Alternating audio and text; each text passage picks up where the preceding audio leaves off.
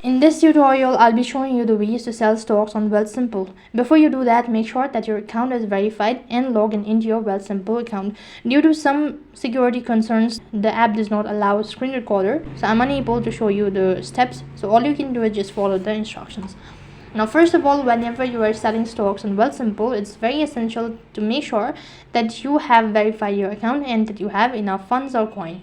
Now, then to begin with, log in and scroll down to the section that says My Account. Then you'll need to go ahead and select your desired account from where you actually want to sell the stocks.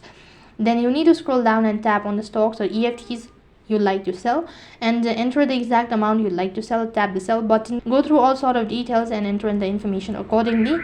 Then you'll need to go ahead and select your desired order type from the drop down menu located at the top center of your screen and confirm your sell. So that is how you can sell stocks on Wealthsimple. That is all for this video. I hope the video was helpful. Make sure to like, share and subscribe to our channel. Thank you for watching. See you in the next video.